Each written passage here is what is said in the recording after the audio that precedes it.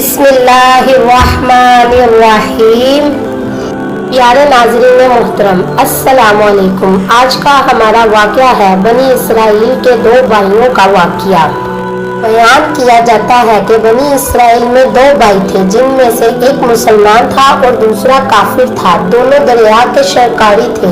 کافر بت کو سجدہ کرتا تھا، مگر جب مچھلیوں کے لیے جال تیار کرتا تو اس میں ڈھیروں مچھلیاں آ جاتی کہ اس کو کھینچنا بھی اس کے لیے مشکل ہو جاتا۔ مگر مسلمان کے جال میں صرف ایک ہی مچھلی آتی تھی اور اسی پر صبر کے ساتھ خدا کا شکر ادا کرتا تھا۔ اتفاقاً ایک روز اس مسلمان کی بیوی اپنے مکان کی چھت پر گئی تو اس کی نظر کافر کی بیوی پر پڑی، جو زیور اور بہترین لباس سے آراستہ تھی۔ یہ دیکھ کر اس مسلمان کی بیوی کے دل میں وسوسہ پیدا ہوا کہ کاش میں بھی ایسی ہی ہوتی۔ تو کافر کی بیوی بولی، تو اپنے شوہر کو اس بات پر آمادہ کر لے، وہ بھی میرے شوہر کے معبود یعنی بت کی عبادت کیا کرے، تاکہ تو بھی میری طرح مالدار ہو جائے۔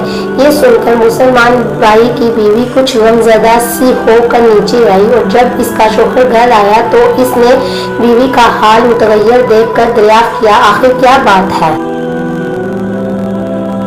جس سے تو اس قدر غمزدہ معلوم ہوتی ہے؟ تو وہ کہنے لگی، بس میاں، یا تو تم مجھے طلاق دے دو یا اپنے بھائی کے معبود کی عبادت شروع کر دو۔ یہ سن کر اس کے شوہر نے کہا، خدا کی بندی، تو خدا سے نہیں ڈرتی؟ ایمان کی دولت ملنے کے بعد یہ کفر کی باتیں کرتی ہے۔ تو عورت بولی، پس مجھ سے اب زیادہ باتیں نہ بناؤ، میں بھی دوسرے عورتوں کی طرح اچھا لباس پہننا اور اچھے زیورات پہننا چاہتی ہوں۔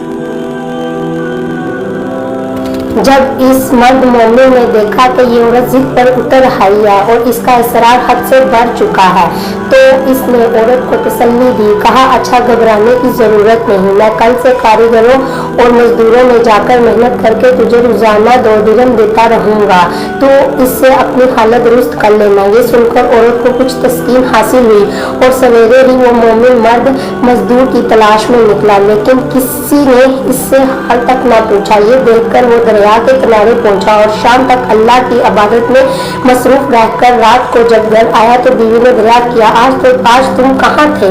وہ کہنے لگا، میں بادشاہ کی خدمت میں مصروف تھا، اس نے مجھ سے 30 دن کام کرنے کی شرط کی ہے۔ عورت نے کہا کہ آخر وہ بادشاہ تم کو کیا دے گا؟ تو اس نے جواب دیا کہ میرا بادشاہ بڑا کریم ہے اور اس کے خزانے مال و دولت سے بھرے ہوئے ہیں، وہ مجھے وہ دے گا جو میں چاہوں گا۔ چنانچہ اسی طرح برابر وہ اپنے معبود برحق کی عبادت میں مصروف رہا اور 30ویں رات ہوئی تو بیوی نے کہا، سنو میاں، اگر کل تم نے مجھے مزدوری لا کر نہ دی تو تم مجھے لازمی طلاق دے دینا۔ یہ سن کر اس کو اس قدر پریشانی لاحق ہوئی اور 30ویں صبح کو اس نے ایک یہودی سے کہا، کیا تم مجھے مزدوری پر لگا لوگے؟ یہ سن کر یہودی کہنے لگا، ہاں، تم کو مزدوری تو مل جائے گی، لیکن شرط یہ ہے کہ میرے پاس تمہارے کھانے پینے کا کوئی انتظام نہ ہوگا۔ چنانچہ وہ مرد مومن روزے کی نیت کر کے یہودی کے ساتھ کام ہو لیا۔